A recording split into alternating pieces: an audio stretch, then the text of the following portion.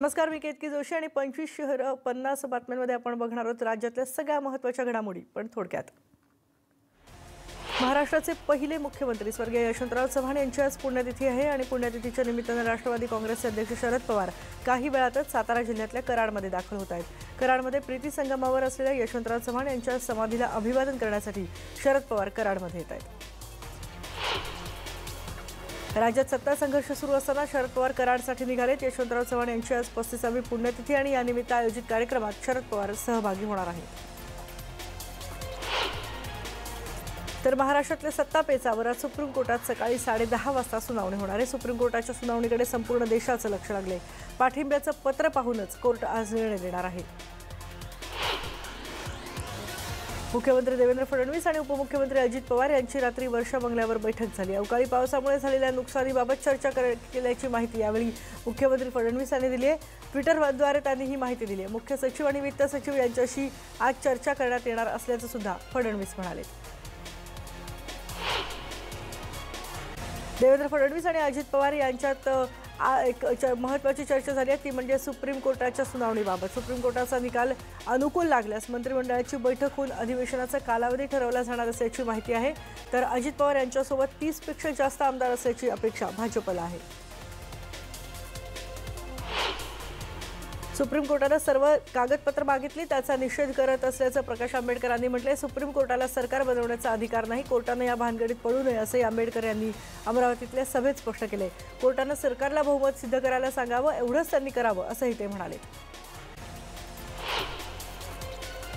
अमरावतीचे अपक्ष आमदार रवी राणा यांनी अजित पवार यांची त्यांच्या निवासस्थानी भेट घेतली. यावेळी त्यांनी शिवसेनेचे अनेक आमदार फुटणार असल्याचा गौप्यस्फोट केलाय. शिवसेनेचे अनेक आमदार नाराज असल्याचा दावा सुद्धा रवी राणा यांनी केलाय. जनस्वराज्य शक्ती पक्षाचे अध्यक्ष विनय कोरे यांनी अजित पवार आणि भाजपला समर्थन दर्शवले. काल त्यांनी अजित पवारांशी भेटून त्यांच्याशी चर्चा केली. यावेळी विनय कोरेंनी 20 आमदारांचा पाठिंबा भाजपला असल्याचं म्हटलंय. औरंगाबाद इथल्या पैठण तालुक्यातले काही कार्यकर्ते अजित पवार यांना काल भेटलेत. आप्पासाहेब निर्मळ पाटील यांनी त्यांच्या कार्यकर्त्यांसह पवारांची भेट घेतली आहे. उलटसुलट काही होऊ देणार नसल्याचं अजित पवार यांनी सांगितल्याचं पाटील म्हणाले. अजित पवारांनी बंड केल्यानंतर राष्ट्रवादीच्या नेत्यांना आमदार फुटीची भीती आहे. राष्ट्रवादीच्या आमदारांना आता रेनेसॉ हॉटेलमधून हयात हॉटेलमध्ये हलवण्यात आले. बहुमत सिद्ध करण्यासाठी भाजप डावपेच खेळेल अशी भीती काँग्रेस राष्ट्रवादीसह शिवसेनेलाही आहे. त्यामुळे शिवसेनेनं सुद्धा सगळ्या आमदारांना एकत्रित ठेवले. तर शिवसेना आमदारांशी चर्चा करून उद्धव ठाकरे ललित हॉटेलमधून काल त्यांनी चर्चा केली. यावेळी त्यांच्यासोबत आदित्य ठाकरे, रामदास कदम उपस्थित होते. उद्धव ठाकरे यांनी तब्बल 5 तास या आमदारांशी चर्चा केली. तर राष्ट्रवादीचे नेते नवाब मलिक यांनी सुद्धा शिवसेनेच्या आमदारांशी संवाद साधला. त्यावेळी त्यांनी आमदारांशी थेट भेट घेऊन त्यांच्याशी सगळी सविस्तर चर्चा केली. शिवसेनेचे आमदार आणि नेत्यांनी काँग्रेस आमदारांशी चर्चा केली आहे. शिवसेना नेते सुभाष देसाई यांनी मॅरियट हॉटेलमध्ये जाऊन काँग्रेस आमदारांची भेट घेतली. यावेळी प्रताप सरनाईक, विनायक राऊत हेही त्यांच्यासोबत होते. सेना, राष्ट्रवादी आणि काँग्रेसकडून आमदार वाचवण्यासाठी कसोशीनं प्रयत्न सुरू आहेत. काँग्रेसचे आमदार ज्या हॉटेलमध्ये आहेत त्या मॅरियट हॉटेलमध्ये ज्येष्ठ नेते अहमद पटेल काल पोहोचले होते. माजी मुख्यमंत्री अशोक चव्हाणही तिथे उपस्थित होते. आमदारांनी बंडखोरी करू नये, पक्षांतर करू नये यासाठी प्रयत्न सुरू आहेत. कर्नाटकात भाजपचं सरकार आणण्यासाठी भाजपनं ऑपरेशन लोटसचा वापर केला आणि कर्नाटकात कमळ फुललं. आता भाजप महाराष्ट्रातही ऑपरेशन लोटस राबवण्याची तयारीत आहे. या ऑपरेशनची जबाबदारी काँग्रेस आणि राष्ट्रवादीतून आलेले नेते गणेश नाईक, नारायण राणे आणि राधाकृष्ण विखे पाटील तसंच बबनराव पाचपुते यांच्यावर सोपवण्यात आल्याचं कळतंय. भाजप नेते आशिष शेलार यांनी त्याला दुजोरा दिला. महाराष्ट्रात झालेल्या राजकीय घडामोडींचा उल्लेख सर्जिकल स्ट्राईक असा करून राजस्थानचे मुख्यमंत्री अशोक गेहलोत यांनी राज्यपाल भगतसिंह कोश्यारी यांच्या राजीनाम्याची मागणी केली आहे. सत्ता स्थापनेच्या अध्यायात राज्यपालांनी भूमिका जी बजावली ती दुर्दैवी असल्याचं गेहलोत म्हणाले. राज्यातल्या सत्तापेच दिवसेंदिवस वाढत असताना शरद पवार आणि अजित पवार यांच्या ट्विटर वॉर सुरू झाले. अजित पवारांनी आपल्या ट्विटर हँडलवर उपमुख्यमंत्री म्हणून उल्लेख केला आहे. भाजप राष्ट्रवादी महाराष्ट्राला 5 वर्ष स्थिर सरकार देतील असं ट्विट अजित पवारांनी केलंय. तर अजित पवारांच्या या ट्विटरवर शरद पवारांनी ट्विट करत उत्तर दिले. भाजपसोबत जाण्याचा प्रश्नच नसून अजित पवारांचं विधान खोटं आहे. लोकांची दिशाभूल करण्यासाठी अजित पवारांनी हे ट्विट केले असं शरद पवार म्हणाले. राष्ट्रवादी काँग्रेसकडून अजित पवारांची मनधरणी करण्याचे प्रयत्न अजूनही सुरूच आहेत। काल दुसऱ्या दिवशी सुद्धा अजित पवार यांचं मन वळवण्याचा प्रयत्न दिलीप वळसे पाटील आणि जयंत पाटील यांनी केला। मात्र 2 तास चर्चेनंतरही अजित पवार आपल्या निर्णयावर ठाम असल्याने त्यांनी कोणतीही प्रतिक्रिया दिली नाहीये।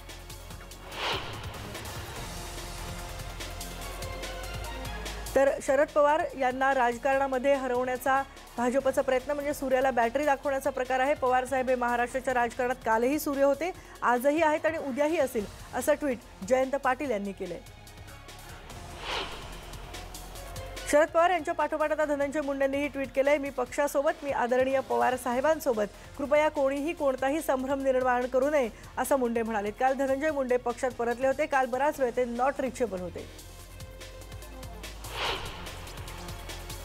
मी पक्षासोबत, मी आदरणीय पवार साहेबांसोबत, कृपया कोणीही कोणताही संभ्रम निर्माण करू नये ही विनंती, असं ट्विटरवरून धनंजय मुंडे म्हणाले।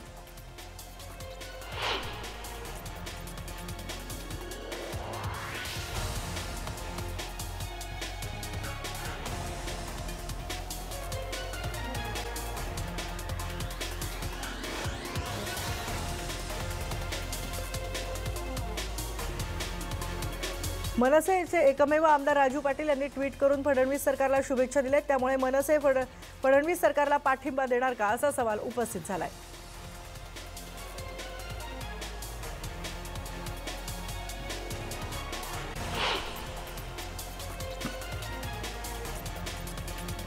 तर शिवसेनेचे खासदार संजय राऊत यांनी सिल्वर ओक इथे जाऊन शरद पवार यांची काल भेट घेतली। या दोन्ही नेत्यांमध्ये बराच वेळ चर्चा झाली। शिवसेना, काँग्रेस आणि राष्ट्रवादी काँग्रेसचंच सरकार येणार असा विश्वास संजय राऊत यांनी यावेळी व्यक्त केला। भाजपचे खासदार संजय काकडे हे सिल्वर ओकला गेले होते। त्यांच्यासोबत राष्ट्रवादीचे प्रदेशाध्यक्ष जयंत पाटील सुद्धा होते। वैयक्तिक कामासाठी शरद पवारांना भेटलो असं स्पष्टीकरण संजय काकडे यांनी दिले। महायुतीला स्पष्ट जनादेश दिला गेला होता, मात्र शिवसेनेकडून या जनादेशाची हेटाळणी करण्यात आली, असं वक्तव्य भाजप नेते आशिष शेलार यांनी केले। भाजपच्या बैठकीनंतर आयोजित पत्रकार परिषदेत ते बोलत होते। कोर्टात विजय आमचाच होणार असल्याचा आशावादही त्यांनी व्यक्त केलाय। शपथविधीनंतर महाराष्ट्रात आनंदाचं आणि आत्मविश्वासाचं वातावरण असल्याचंही शेलार म्हणाले।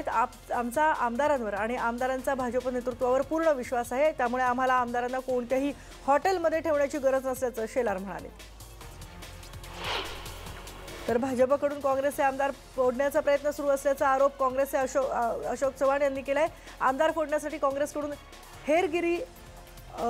भाजपकडून हेरगिरी सुरू असल्याचा आरोपही त्यांनी केलाय। भाजप ओढून ताणून बहुमत दाखवण्याचा प्रयत्न करत असल्याची टीका सुद्धा चव्हाण यांनी यावेळी केली। राष्ट्रवादीतून हकालपट्टी केली गेल्यानं अजित पवार एकटे पडतील असं वाटत असतानाच आता अजित पवार समर्थकांकडून त्यांच्या निर्णयाचं स्वागत करणारे पोस्टर झळकतायत। सुरुवात झाली आहे ही पोस्टर झळकायला। खरं तर राष्ट्रवादीमधल्या पडलेल्या उभ्या फुटीचंही हे दर्शन म्हणावं लागेल। मुख्यमंत्री आणि उपमुख्यमंत्री पदाचा शपथविधी झाल्यानंतर उद्विग्न झालेल्या एका शिवसैनिकानं स्वतःला ब्लेड मारून घेत जखमी केल्याची घटना दिग्रसमधल्या मानोरा चौकात घडली आहे। शिवसेनेचे पक्षप्रमुख उद्धव ठाकरे यांनी मुख्यमंत्री व्हावं अशी त्यांची इच्छा असताना अचानक बदललेल्या राजकारणामुळे त्यांनी हे पाऊल उचललं।